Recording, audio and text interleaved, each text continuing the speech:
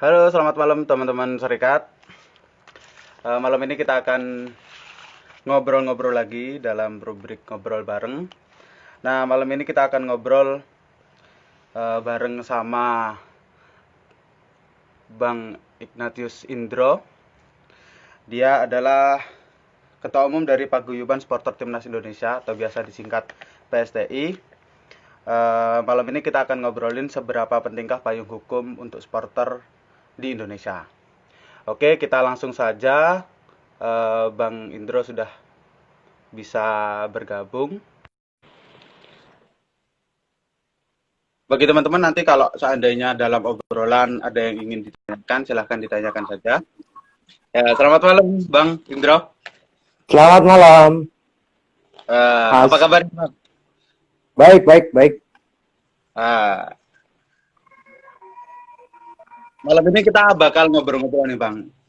Sesuai tema, kita akan ngobrolin seberapa penting payung hukum untuk supporter sebenarnya. Nah, tapi sebelum itu, bagi teman-teman yang belum tahu, Bang Indro ini kan dari PSTI ini, Bang. Paguyuban Supporter Timnas Indonesia. Untuk sebelum kita ngobrol ke tema kita, mungkin ada teman-teman yang masih belum kenal nih, Bang, karena kalau supporter timnas biasanya kan orang ya udah supporter aja, yang penting gitu kan, Bang. Nah, iya. Mungkin sebelum itu kita pengen tahu juga nih, Bang, PSTI itu apa, terus berdirinya kapan, lalu ya model gerakannya seperti apa kira-kira. Oke, baik. Iya, PSTI berdiri tahun 2014 ya. 2014 ini dulu kan ketika itu mau menjelang masih 2 tahun sih menjelang AFF 2016. Nah, kita berkumpul, lalu ketika itu masih kecil-kecilan gitu ya. Nah, ketika di 2016 ketika ada kejadian AFF dan penjualan tiket itu tidak memuaskan, ada penjualan tiket di markas TNI gitu ya, dan itu kita sudah jadi kita udah nunggu dari jam 11 malam, paginya nggak dapat juga gitu tiketnya. Nah, ini berdasarkan kesadaran itu, ini harus ada hal yang diperbaiki di tingkatan untuk supporter. Nah, kebetulan inisiatornya adalah teman-teman dari Ansor, GP Ansor ya. Ini tapi memang individu gitu. Nah, ketika 2016 dimulai kongres, akhirnya saya terpilih sebagai Ketua Umum Paguyuban Supporter Timnas. Di situ barulah kita mulai aktif dan kita mendaftarkan diri di Kemenkumham gitu ya untuk organisasi ini. Nah, jadinya resminya berdiri di 2016 walaupun memang MD-nya udah dari 2014 gitu, Mas. Nah, ini kita selalu memantau isu-isu yang terkait dengan supporter. Kita nggak mau lagi supporter hanya dijadikan sapi perah. Lalu nggak mau juga supporter disalah-salahkan ketika ada kejadian-kejadian gitu ya. Bahkan supporter yang jadi ini ya pelakunya gitu. Iya, selalu disalahkan gitu. Padahal ketika kepengurusan PSSI dipimpin oleh Edi Rahmayadi dari 2016 hingga 2019, dan situ sudah ada 17 supporter yang meninggal dunia gitu. Ini akibat banyak kejadian gitu ya. Menurut catatan kami ada 17 korban. Itu hanya 3 tahun korban, dan selalu supporter yang disalahkan, tidak ada pembenahan sendiri melalui sistemnya. Nah, ini yang menjadi concern kita di supporter gitu, Mas. Oh, berarti memang sejak awal PSTI berdiri ini salah satu yang selalu disuarakan itu adalah upaya perlindungan supporter sendiri, Bang ya? Iya, selain perlindungan juga edukasi bagaimana supporter memiliki pemikiran yang sama, yaitu bahwa kita mempercayai ada hal yang lebih besar dari rivalitas dalam sepak bola maupun sepak bola itu sendiri ya ini masalah kemanusiaan. Jadi kita melihat kemanusiaan tetap di atas segala-galanya gitu, Mas. Oh ya. Nah, ngobrolin tentang tadi kan juga sempat dibahas ya, apa, ada yang meninggal juga, ada yang ini, dan kebanyakan di media memang yang dijadikan pelaku sekaligus korban adalah dari supporter itu sendiri. Nah, kira-kira problem yang melandasi itu kira-kira apa nih, Bang? Supporter nah, sebenarnya kayak gitu. Ya, sebenarnya ini masalah yang cukup pelik gitu juga ya, Mas ya. Bahwa kejadian-kejadian seperti ini, bahwa kita melihat memang selama ini belum ada edukasi yang dilakukan sampai tingkat akar rumput gitu, edukasi terhadap supporter gitu. Kita bisa melihat kalau dari sejarah, misalnya kita ngelihat Liga Inggris gitu ya, itu setelah kejadian Heysel dan juga tragedi Hillsborough gitu ya, sorry, itu Inggris benar-benar memperbaiki dirinya, sepak bolanya, sistemnya, bagaimana juga melakukan edukasi terhadap supporter gitu, sehingga hooliganism gitu ya itu bisa diminimalisir. Bahkan sampai saat ini Inggris yang berani antara penonton dan juga lapangan sepak bola itu nggak ada jarak gitu ya. Itu menandakan keberhasilan Inggris sendiri untuk mereformasi sepak bolanya, mereformasi supporternya, dan bagaimana juga mereka mengatur supporter, dan mereka cukup berhasil. Nah, kita mau seperti itu tanpa harus menunggu tragedi-tragedi seperti Heysel, Hillsborough gitu ya. Itu tanpa menunggu tragedi seperti itu, karena kita sudah cukup banyak juga korban supporter yang berjatuhan gitu. Ya seperti yang tadi saya bilang, dari 2016 sampai 2019 saya sudah 17 korban jiwa.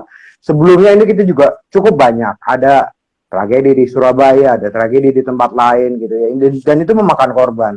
Ini nggak bisa terulang lagi. Makanya kita akhirnya memperjuangkan bagaimana pentingnya payung hukum untuk supporter, karena sejauh ini yang kita investigasi ini nggak ada payung hukum, karena di Undang-Undang Nomor 3 tahun 2005 itu sendiri hanya ada satu pasal dan itu disebutnya penonton. Berbeda sekali antara penonton dan juga supporter ya, penonton olahraga dan supporter, karena supporter ada ikatan emosional, ada juga fanatisme di situ ya, dan itu tidak bisa dihindari, dan itu yang bikin menariknya sepak bola itu di situ sebenarnya.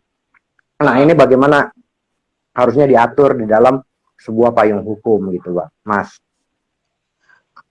Nah, kalau ngomong-ngomong terkait tadi kan dicontohkan di Inggris tuh, Bang, kejadian, kalau seingat saya salah satu yang mereformasi itu kan kejadian di dalam stadion, karena stadionnya betul. Terus kemudian penonton saat itu sangat membludak sehingga ada tragedi di dalam lapangan, karena seandainya nggak ada pagar itu kan penonton bisa masuk ke lapangan dan nggak kejepit.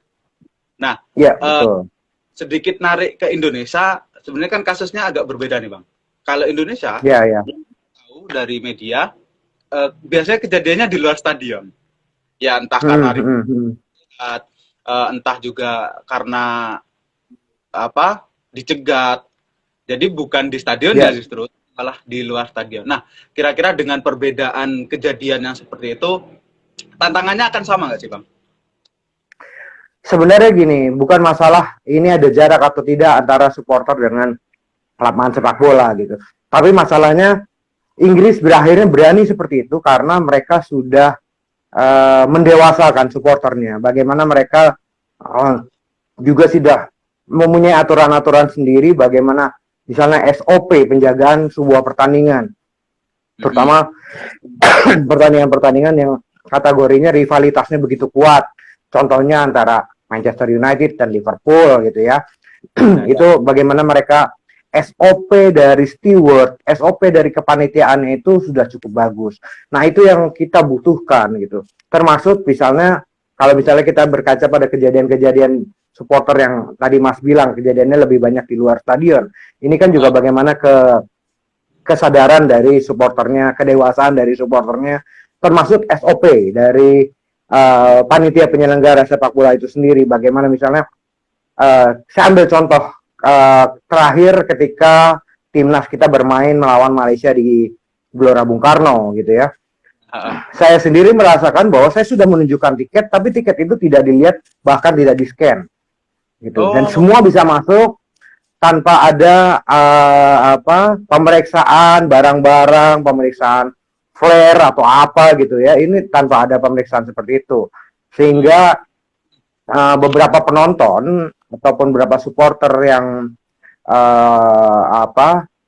saya bilangnya belum teredukasi gitu ya, bisa melakukan provokasi kepada supporter Malaysia gitu. Itu yang terjadi. Nah, demikian juga ketika di dalam lapangan. Kalau kita ngelihat misalnya sistem di Inggris, steward itu sama sekali nggak ngelihat pertandingan, ngelihat ke arah penonton. Jadi apapun yang penonton yang ingin melakukan tindakan-tindakan yang tidak diinginkan, mereka bisa bertindak dengan cepat. Tapi kan di sini belum ya, di sini belum. Stewardnya masih menonton pertandingan, asik menonton pertandingan, termaksud mungkin dari pihak keamanan, malah ikut nonton gitu. Itu yang ketika makanya kemarin saya ngelihat sendiri gitu bahwa ada penonton yang belum teredukasi itu lari ke arah supporter Malaysia. Nah, itu yang akhirnya memprovokasi lemparan-lemparan kepada pihak Malaysia gitu ya. Itu yang seperti itu, hal-hal seperti itu, Mas. Ya berarti emang apa poin pentingnya sebenarnya di poin edukasi juga sih Bang ya. Karena ya, nah di edukasi kalaupun SOP-nya nanti dibenahi, itu orang-orangnya tetap cari celah juga kan akhirnya. Iya, betul. Nah, edukasi itu penting.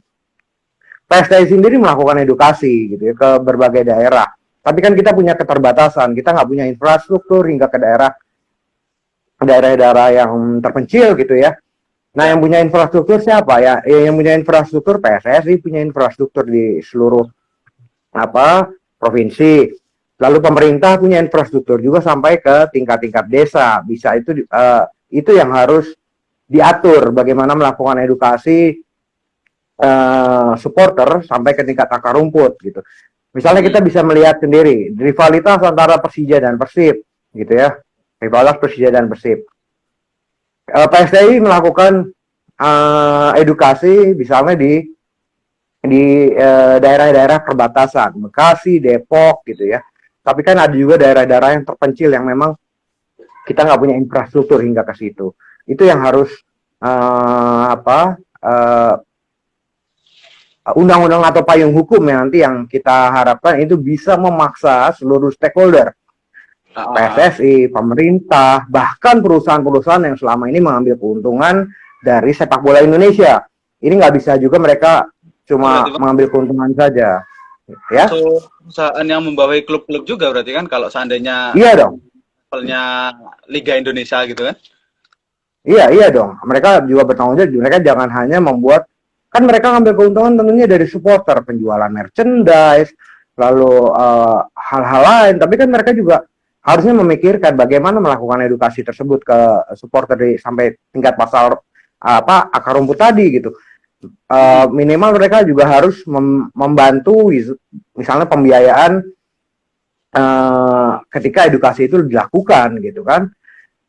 Kalau mereka nggak punya infrastruktur untuk melakukan edukasi ya, gitu minimal mereka bisa misalnya menyupport PSSI untuk ayo edukasi supporter ataupun klub masing-masing gitu ya.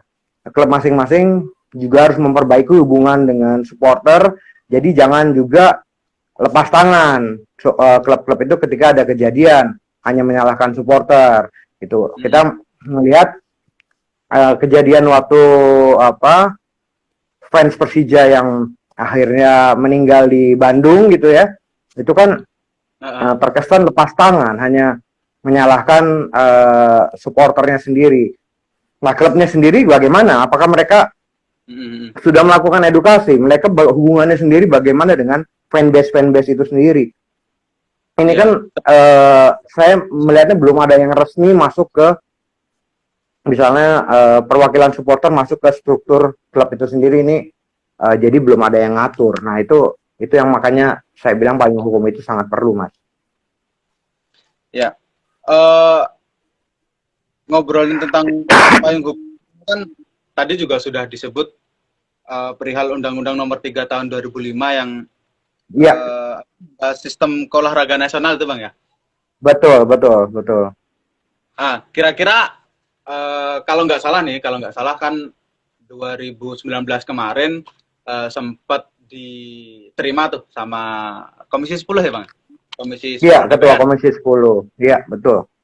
Ada rencana untuk merevisi undang-undang itu. Betul. Nah, kalau secara gambaran yang diinginkan itu undang-undang itu harusnya mencakup apa saja itu, Bang? Nah, di dalam yang kita usulkan ke Komisi 10 ketika 2019 itu kita diterima oleh Ketua Komisi 10 DPR RI saat itu, kita menginginkan jadi saat itu ada dua opsi ya. Pertama adalah membuat undang-undang baru khusus supporter. Yang kedua adalah memperbaiki atau revisi Undang-Undang Olahraga Nasional. Namun karena kita melihat bahwa tahun 2021 nanti kita menjadi tuan rumah Piala Dunia U20 gitu ya. Ini kalau kita membuat undang-undang baru ini sudah tidak memungkinkan dari sisi waktu dan karena kan sebuah undang-undang bisa pembahasannya bisa 5 tahun lebih, gitu. Nah, kemarin disepakati bahwa memasukkan supporter dalam dalam bab khusus gitu ya di Undang-Undang Olahraga Nasional dan di situ yang kita inginkan tentunya adalah pertama edukasi tadi, masalah edukasi, bagaimana memaksa seluruh stakeholder untuk melakukan edukasi terhadap supporter, gitu ya. Terus yang kedua adalah bagaimana memiliki standar operasional prosedur suatu penyelenggaraan cabang-cabang olahraga.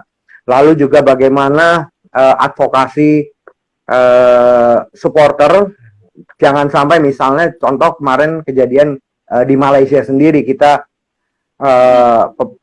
supporter kita dipukuli gitu-gitu. Ini kan karena ketidaktahuan supporter kita bagaimana cara mengadvokasi supporter ketika ada kejadian-kejadian seperti itu. Harusnya juga melibatkan kedutaan besar Indonesia di Malaysia, harusnya seperti itu kan. Nah, ini kan juga dimasukkan ke dalam bab tentang supporter itu yang kita mau. Intinya adalah bagaimana supporter itu memiliki jaminan keamanan dan kenyamanan dalam menyaksikan sebuah pertandingan dimanapun kita berada, Mas. Di semua level ya, dari klub sampai tim dan di semua tentunya. Iya, betul. Dan saya meyakini bahwa supporter di Indonesia adalah salah satu supporter yang paling fanatik di dunia gitu ya. Ini terbukti ketika timnas, nggak hanya timnas senior, timnas U16 saja ketika bertanding di Indonesia ini stadion full. Ini nggak terjadi di negara-negara yang memiliki tradisi sepak bola. Misalnya seperti Inggris pun U21-nya kosong kok gitu ya. Tapi Indonesia nggak full gitu ya. Nah, ini menunjukkan bahwa Indonesia supporternya salah satu paling fanatik. Nah, untuk itu harus perlu diatur dengan sebuah payung hukum yang jelas dan ya itu tadi stakeholder semua harus terlibat. Kita nggak bisa menyalahkan satu pihak saja ataupun hanya membuat supporter sebagai sapi perahan sebuah pertandingan, Mas. Diambil keuntungannya penjualan tiket, penjualan merchandise, tapi selama di stadion itu nggak ada jaminan keamanan dan kenyamanan gitu. Iya. Nah, kalau tadi kan ini salah satu usulannya adalah edukasi yang dilakukan sama stakeholder, Bang. Nah, Ya. stakeholder di dalam contoh salah satu yang yang apa namanya yang abang geluti ini kan supporter sepak bola. Nah, kalau stakeholder di sepak bola sendiri yang seharusnya terlibat aktif di situ, itu seharusnya siapa saja sih? Gimana maksudnya? Mohon maaf, diulang sedikit. Terputus-putus tadi. Stakeholder ini kan ada banyak pihak nih, Bang. Banyak. Nah, sepak bola. Nah, itu yang harus ikut juga bertanggung jawab untuk edukasi sampai bertanggung jawab ketika ada kejadian. Itu kira-kira siapa aja nih, Bang? Oke. Yang bertanggung jawab selain supporter itu sendiri, dari supporter aja kita udah ngelihat ada misalnya fanbase klub gitu ya. Fanbase klub misalnya di Persija ada Jackmania, di mana di Bandung ada Viking dan juga yang lain-lainnya gitu. Itu tentunya bertanggung jawab. PSSI juga harusnya bertanggung jawab karena mereka yang mengatur liga secara keseluruhan gitu ya. Panitianya PT Liga juga bertanggung jawab, juga ikut harus.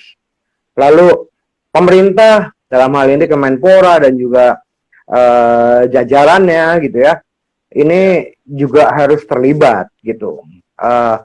Lalu pihak-pihak sponsor atau perusahaan-perusahaan yang selama ini mengambil keuntungan dari sepak bola itu sendiri juga harus dilibatkan. Nggak bisa juga mereka hanya lepas tangan mengambil keuntungan, tapi ketika ada kerusuhan mereka lepas tangan, nggak bisa gitu. Ada juga misalnya pihak keamanan, ini juga mereka juga harus diedukasi gitu. Nggak bisa juga ya seperti yang tadi steward ngadep ke penonton seharusnya gitu ya, nggak malah nonton pertandingan. Cuma kan steward kita lebih banyak sekarang dari pihak kepolisian. Ini juga harus ada pelatihan juga ke mereka untuk bagaimana menjaga supporter di dalam sebuah pertandingan. Itu juga harus ada gitu. Jadinya banyak sekali pihak yang harusnya bertanggung jawab terhadap edukasi ini gitu. Jadi memang ketika dicontohkan kayak steward juga ada perbedaan pemilihan sistem juga sih, Bang ya. Kayak kalau di Inggris dari pihak penyelenggara itu, kalau di Indonesia pakai pihak keamanan dari aparatur negara kayak negara juga. Tapi harusnya sama memang ya. Intinya harusnya kan jalannya pertandingan baik sebelum dimulai sampai setelah selesai nanti. Betul. Bagaimana keamanan dan kenyamanan supporter itu dari rumah sampai ke stadion, nonton pertandingan sampai pulang ke rumah lagi gitu. Itu yang harus ada jaminan keamanan gitu. Nggak cuma di dalam lingkup stadion, di luar masa bodoh gitu. Contoh sederhana aja, Mas. Misalnya kita sering kali melihat bahwa ketika ada pertandingan ini mereka gunakan bus sampai di atas. Ini kan masalah keamanan juga udah di situ harusnya udah diperingatkan gitu, harusnya udah ditegaskan gitu ya bahwa ini nggak boleh begini gitu, harus tertib lah. Dan itu kan juga mengganggu masyarakat sekitarnya yang selama perjalanan itu tentunya akan merasa terganggu dengan hal tersebut gitu. Itu juga harus menjadi perhatian, Mas. Gitu. Juga akhirnya akan rawan pengerusakan dan vandalisme juga akhirnya kan, Bang. Betul. Itu banyak sekali terjadi. Kita selama ini mungkin hanya menyoroti di Liga 1 gitu ya. Tapi bagaimana dengan liga-liga di bawahnya, Liga 2, Liga 3? Ini kejadian vandalisme itu banyak sekali terjadi. Ada di Cibinong, ada di beberapa daerah lainnya terjadi juga gitu. Ini yang menjadi perhatian. Nah, tentunya bagaimana yang mengetahui bagaimana situasi ini kan panitia hanya harus sebelumnya bisa mensurvei mereka butuh keamanan berapa gitu. Misalnya ini lawannya rival nih antara Persebaya lawan Arema, tentunya mereka harus mengetahui seberapa banyak pihak keamanan yang dibutuhkan untuk hal ini. bukan saya pikir apa pelarangan terhadap misalnya fans dari rival itu untuk tidak datang ke stadion ini nggak efektif. Terbukti ketika di Bandung. Ya. Ketika di Bandung ada pelarangan, tapi kan malah yang datang nggak terkoordinir, diam-diam. Ketika ketahuan, digebukin, meninggal gitu kan. Ini terjadi gitu. Itu nggak efektif. Menurut saya harusnya malah dikawal gitu. Rivalitas antara MU dan Manchester United begitu dahsyat di Inggris gitu. Tapi tetap fans lawan itu bisa nonton di stadion walaupun memang jumlahnya terbatas gitu kan. Tapi mereka aman untuk datang dan nonton dan menyaksikan. Untuk ledek-ledek kan rivalitas biasa gitu. Itu yang bikin semakin menarik ya sepak bola ini gitu ya. Tapi selama tidak memakai kekerasan, saya pikir itu masih dalam hal yang wajar dalam rivalitas. Kalau udah kekerasan, ya itu salah. Gitu. Ya. Nah, tapi jadi menarik karena kalau dikawal Indonesia, saya pikir ini Bang, beberapa kali saya sempat ngedenger dari teman-teman supporter lah. Itu kalau sampai ada yang dikawal, itu jadi kayak mencoreng harga diri dalam tanda petik. Nah, itu kan masalahnya Mas. Nah, itu masalahnya kan edukasi. Itu kembalinya ke edukasi gitu kan. Itu lu mau aman nggak dalam nonton pertandingan? Ya rela dikawal gitu. Itu kan ketika edukasinya belum sampai gitu ya. Ketika ada kejadian baru pimpinan fanbase ini dikumpulin, terus habis itu mereka pulang, dikasih ongkos, dikasih apa, tapi kan itu nggak menghasilkan apa-apa karena akar rumput nggak diedukasi gitu. Nah, masalah pride atau apa itu kan nggak seperti itu gitu. Pride yang benar ya. Ya mereka kalau punya kebanggaan terhadap klubnya, ya tertib gitu. Ya tertib, dia nggak melakukan tindakan anarkis gitu. Mereka rela untuk diatur. Nah, itu yang harus ditekankan gitu ya. Bahkan saya punya cita-cita lah ya, cita-cita bahwa fanbase ini harus mendapat saham misalnya di klub gitu ya. Jadi mereka punya rasa memiliki. Kayak di Bundesliga ada saham dari supporter juga. Betul. Nah, ketika itu kan mereka punya rasa memiliki, ketika mereka melakukan tindakan-tindakan yang merugikan klub, tentunya sahamnya akan turun dan merugikan dia sendiri gitu. Nah, itu yang menjadi harapan. Ya mudah-mudahan kita mengarah ke sana gitu, mudah-mudahan. Dengan adanya yang hukum tersebut gitu Mas. Di Indonesia sampai hari ini kayaknya baru Bali United ya Bang ya, yang Bali United yang udah IPO gitu, yang udah IPO. Kabarnya dalam waktu dekat Persija katanya IPO, tapi saya belum mendengar lagi kelanjutannya apakah jadi IPO atau enggak. Tapi fanbase harus diberikan saham gitu. Jackmania harus diberikan saham. Berapa persen kita terserah lah ya, terserah. Tapi mereka punya rasa memiliki. Kalau saham mereka turun karena akibat tindakan anarkis, ya mereka merasa dirugikan sendiri Mas gitu. Jadi salah untuk menumbuhkan tanggung jawab ini dari kepemilikan terhadap klub, tidak hanya dari sikap tapi dari kepemilikan secara ekonomi juga. Iya jelas, dan saham itu kan bisa digunakan oleh fanbase-nya itu untuk melakukan edukasi ke supporter hingga akar rumput. Jadi nggak cuma misalnya mereka ngumpul-ngumpul penjualan merchandise, nggak dari situ aja, tapi mereka juga dapat dana dari sahamnya ketika klubnya untung gitu ya, klubnya untung dan mereka bisa melakukan gerakan-gerakan edukasi terhadap supporter sampai akar rumput gitu. Iya. Tapi sebenarnya menarik seandainya kita tarik ini dari adanya federasi. federasi PSSI itu kan di setiap tingkatan bahkan sampai asosiasi kota dan kabupaten itu kan ada. Kalau kalau kita bicara idealitas kan harusnya mereka bisa bersentuhan langsung dengan yang dikatakan sebagai akar rumput tadi itu kan di situ. Iya, iya betul, betul sekali. Nah, kita melihat PSSI sekarang dalam tanda kutip ada peningkatan, maksudnya peningkatan bahwa minimal mereka mau mendengar aspirasi dari supporter.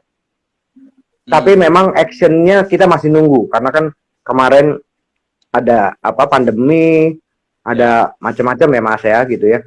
Tapi actionnya kita tunggu bahwa sekarang sudah didirikan divisi supporter di PSSI gitu ya. Itu langkah baik menurut saya. Itu langkah baik agar mereka atau federasi ini punya kepedulian khusus untuk supporter. Tapi ya actionnya yang kita tunggu sampai saat ini.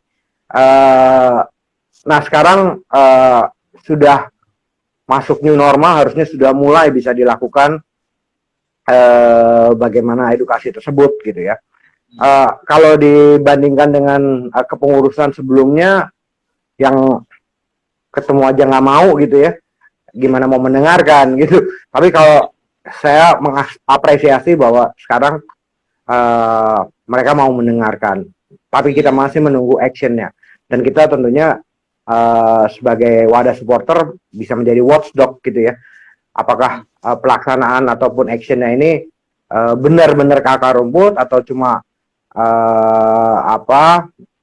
pencitraan, ini kan bisa kita lihat gitu.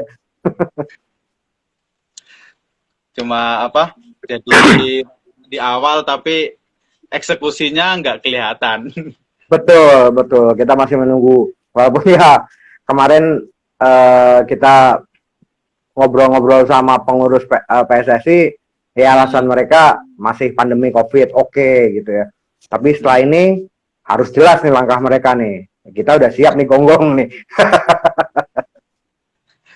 Siap dikejar tiap hari nih Bang.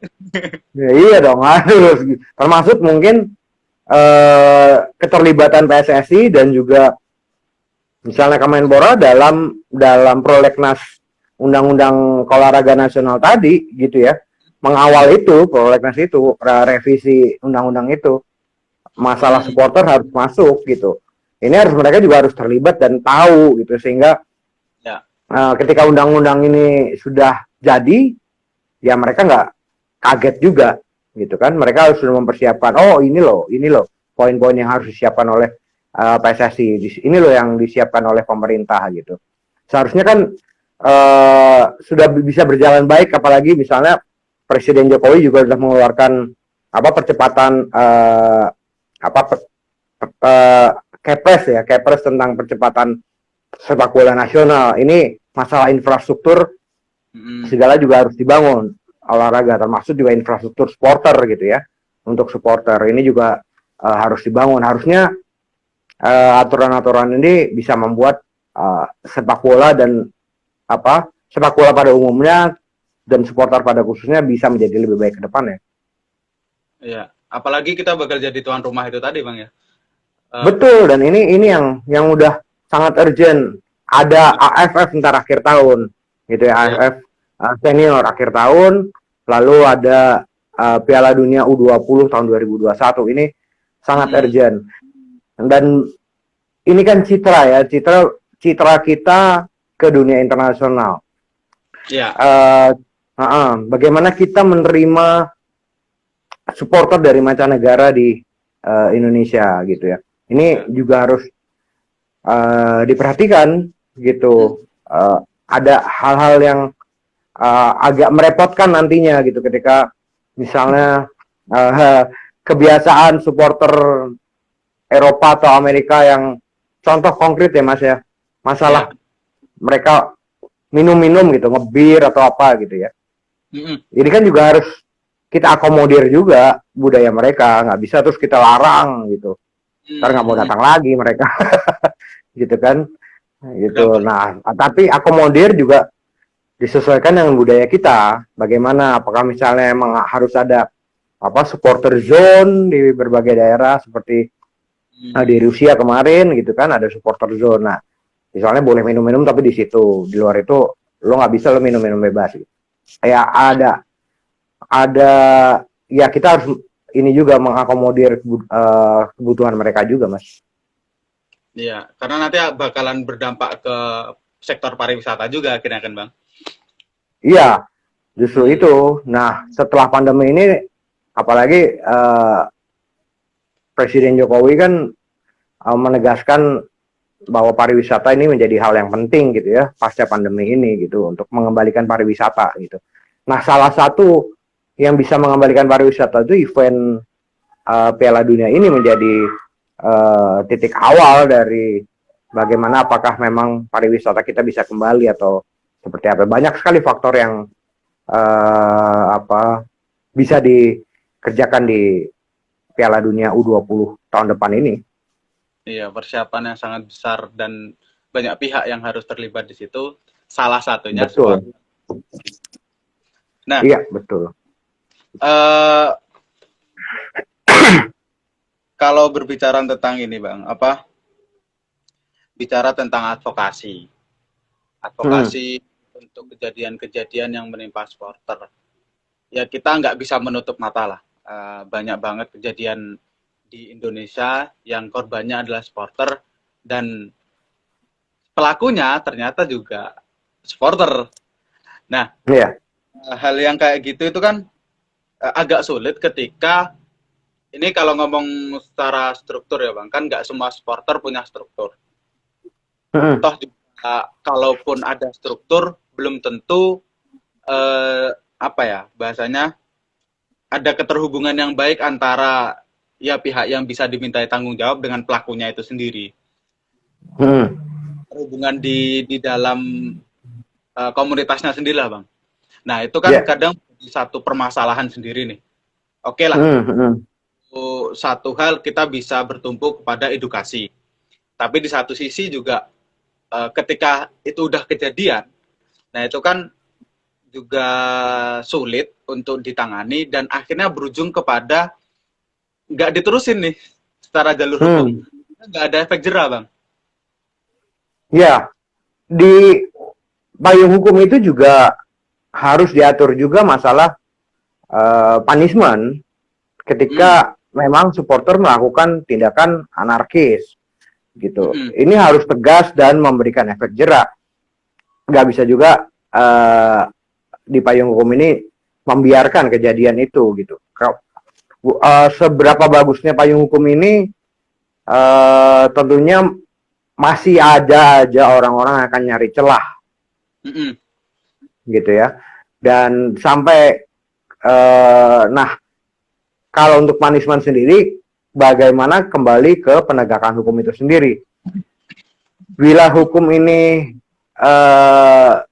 kuat dan tegas gitu ya dan menimbulkan efek jera, saya pikir ini akan juga berpengaruh. Nah, sejauh ini kan karena oke lah ada punishment lewat KUHP, lewat KUHP ketika seorang melakukan tindakan anarkis gitu ya. Tapi kan ini tidak spesifik untuk supporter itu sendiri gitu.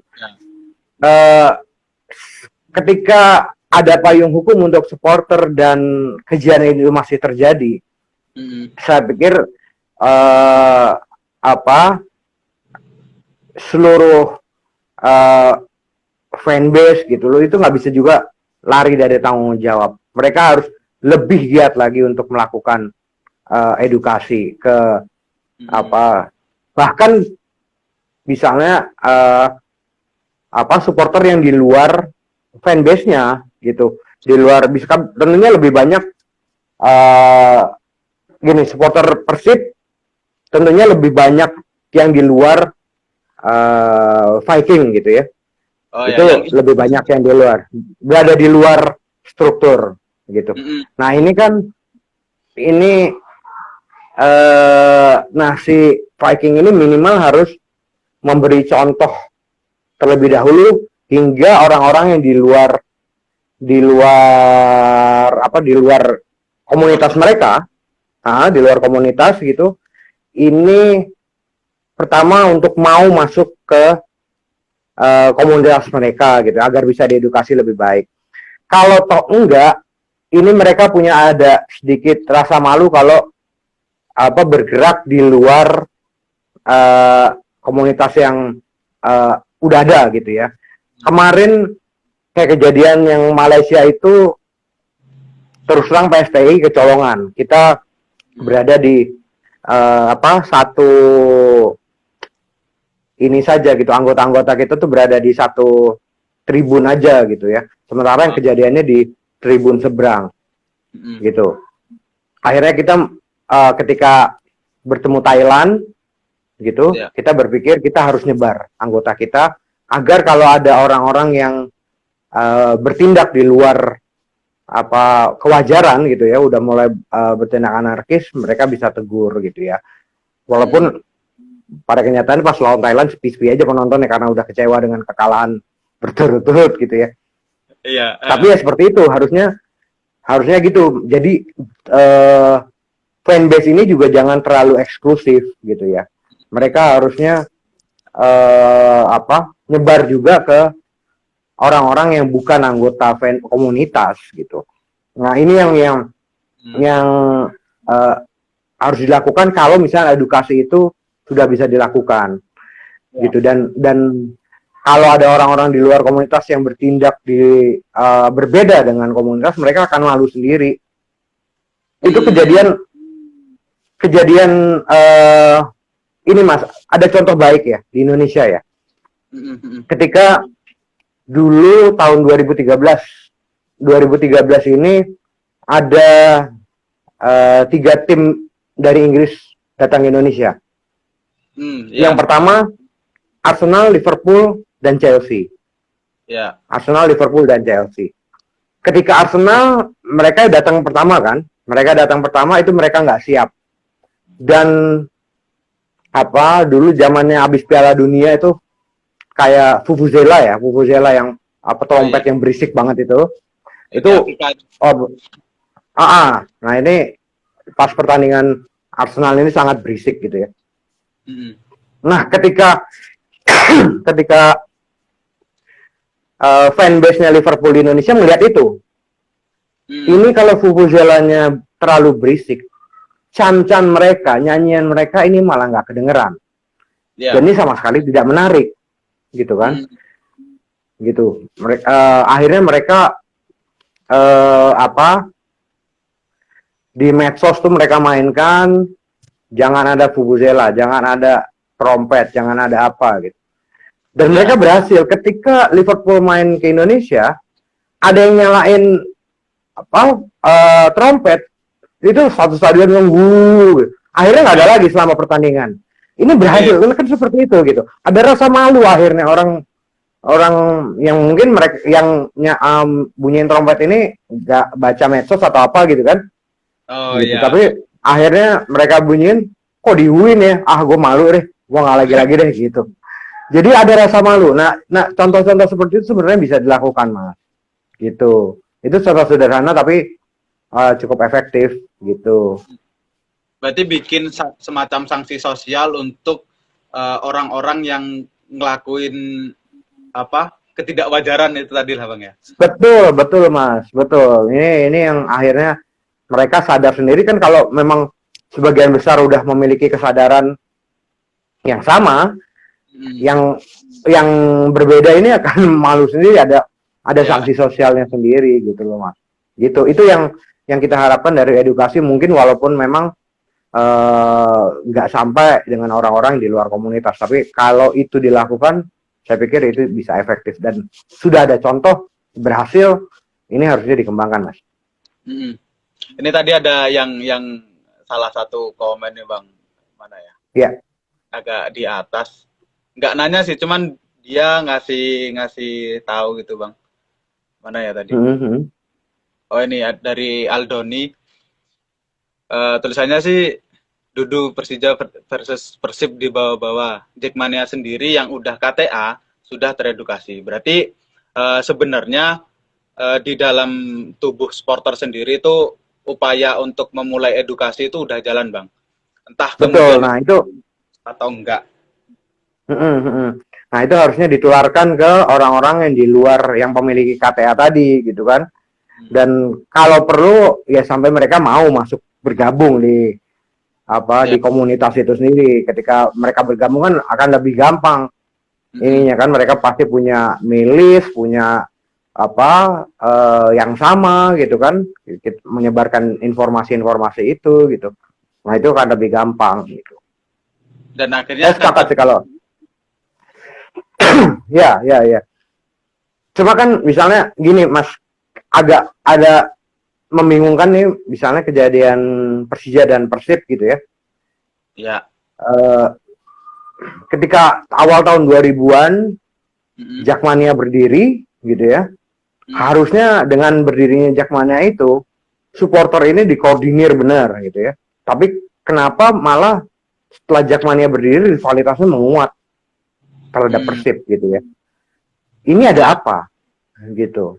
Ini cukup membingungkan sebenarnya kan, kalau misalnya udah ada wadah untuk komunitas supporter ini harusnya mereka bisa melakukan edukasi. Jangan-jangan mereka cuma melakukan bagaimana nyebar yel-yel gitu ya. Ya. Nah, yel-yel itu sendiri kan nggak, saya sih ngelihatnya banyak sekali yel-yel sangat provokatif, bahkan cenderung ke rasis gitu ya Mas ya.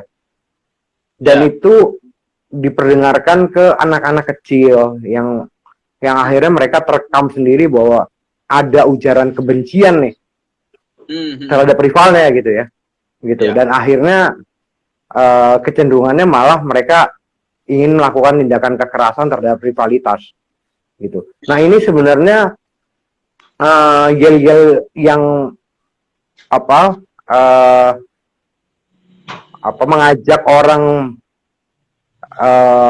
ujaran kebencian ini harusnya juga diseleksi oleh komunitas yang udah ada gitu Mas. Jangan sampai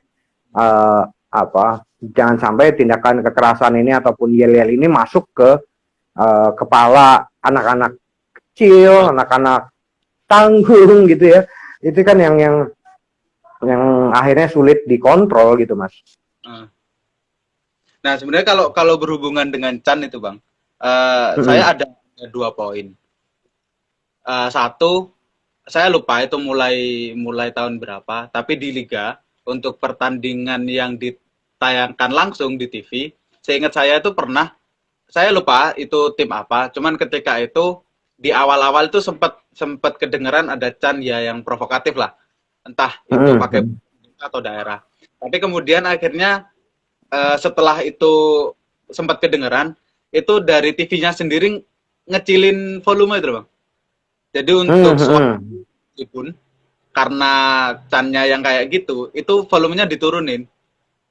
Nah, itu menurut saya sih satu upaya yang bagus ya, entah itu dari kesepakatan liga dengan pihak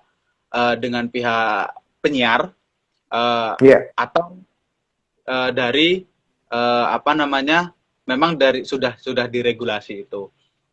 Terus poin yang kedua, seingat saya ada pergeseran ya Bang.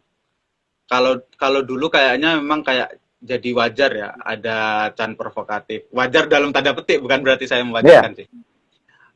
Wajar kalau dulu banyak Chan provokatif, terus nyerang, memberi intimidasi itu dengan ujaran-ujaran yang sebenarnya nggak baik untuk didengar. Nah, tapi kecenderungan sekarang ya yang juga saya tahu di media atau beberapa kali ke stadion, upaya itu hari ini cukup berubah Bang. Ada upaya untuk ya kalau mau neror lawan jangan pakai ujaran kebencian, tapi pakai suaranya yang lebih lantang, terus pakai yang bagus. Itu meskipun belum semua mungkin ya, karena lagi-lagi supporter isinya banyak orang, meskipun tidak semua mengamini itu, tapi upaya itu udah muncul nih Bang. Nah, itu saya pikir ini perlu disebarluaskan. Hal-hal positif terhadap supporter juga perlu disebarluaskan gitu ya. Media juga tentunya bertanggung jawab, termasuk mungkin penyiaran TV tadi gitu ya. Itu bertanggung jawab, mereka jangan hanya ngambil keuntungan saja terhadap hak siar gitu ya. Terus juga jangan terlalu bad news is a good news gitu ya. Termasuk di kalangan supporter. Supporter banyak juga melakukan hal-hal yang baik gitu, dan itu harusnya diliput oleh media sehingga image yang berkembang di masyarakat sekarang nggak hanya supporter bola nih yang rusuh gitu kan. Gitu. Image-nya kan seperti itu gitu yang terbangun karena itu media tidak misalnya meliput kemarin ada beberapa fanbase di Persebaya, Persija, Persib dan lain-lain gitu. Itu melakukan misalnya aksi sosial untuk corona gitu. Ini bagus banget gitu ya. Tapi nggak pernah diliput sama media-media, terutama media-media mainstream gitu ya. Ini nggak keliput. Ini yang akhirnya image jelek itu tetap tertanam gitu di masyarakat bahwa supporter cuma bisa bikin rusuh gitu. Yang kita mau kan sebenarnya gimana kita nonton sebuah pertandingan sepak bola gitu, kita bisa ngajak anak kita, bisa ngajak istri kita, ayo nonton bola nih bareng nih, seru-seruan di lapangan. Tapi ada rasa aman gitu ya. Tapi kalau image-nya udah jelek, orang juga gimana mau ngajak anaknya, ntar supporter rusuh lagi gitu kan. Gitu. Itu yang media mainstream atau media-media massa ini masih kurang nih memberitakan hal-hal positif yang dilakukan oleh supporter. Saya pikir pas saat corona ini banyak sekali, kayaknya hampir semua fanbase melakukan gerakan sosial untuk membantu masalah corona. Cuma tidak terangkat, sama sekali tidak terangkat. Harusnya ini diangkat ya oleh media gitu loh, agar image-nya berubah, image masyarakat. Agar masyarakat tahu bahwa supporter nggak hanya urusan rusuh aja, tapi mereka juga menjunjung kemanusiaan juga akhirnya, Bang ya. Betul, dan minimal masyarakat yang misalnya fans dari Persis gitu, tahu nih ini ada fanbase ternyata ya, gue gabung gitu. Ini komunitasnya menarik karena sudah melakukan tindakan-tindakan sosial yang untuk masyarakat atau PSM atau mana gitu, atau sampai Persipura gitu ya. Ini ada komunitasnya, gue gabung ini menarik soalnya mereka enggak cuma nonton bola aja, ternyata mereka peduli juga terhadap hal-hal lain gitu ya, hal sosial lain. Ini kan harusnya dikumandangkan terus, Mas. Iya. Mungkin ini Bang, setelah kita ngobrol banyak, ternyata kita terbatas waktu nih Bang, ternyata. Iya. Karena live IG kan 1 jam dan kayaknya lebih efektif kalau kita manfaatkan itu saja. Sebelum kita tutup, mungkin ada harapan-harapan nih Bang, dari Abang sendiri atau dari PSTI untuk supporter, dan juga harapannya perihal payung hukum itu tadi nih Bang. Oke, untuk supporter pada umumnya kita harus punya satu persepsi di kepala kita yang sama, bahwa ada hal yang lebih besar dari rivalitas maupun lebih besar dari sepak bola itu sendiri. Ya, ini masalah kemanusiaan. Sehingga di dalam sepak bola kemanusiaan adalah segala-galanya. Kita udah ngelihat contoh bagaimana menguntungkan industri sepak bola, tapi ketika ada corona ya mereka off dulu gitu. Ini karena masalah kemanusiaan. Ini kemanusiaan lebih besar dari sepak bola. Kalau untuk undang-undang payung hukum untuk supporter sendiri, ayo kita gabung bersama-sama, kita kawal payung hukum ataupun prolegnas yang ada di DPR ini, revisi ini, sehingga memang revisi ini agar berguna dan juga bermanfaat akhirnya nanti hasilnya untuk supporter itu sendiri, pengembangan supporter, edukasi supporter, dan juga bagaimana perlindungan terhadap supporter sehingga ada jaminan keamanan dan kenyamanan bagi supporter dalam menyaksikan sebuah pertandingan. Itu aja, Mas. Ya, terima kasih Bang Ignatius Indro. Terima kasih Mas. Dengan kita, semoga lain kali kita bisa ketemu lagi ya Bang, karena ya, masih banyak gagasan yang sebenarnya Abang utarakan tadi, karena keterbatasan waktu juga kita akhirnya harus mengakhiri sesi hari ini.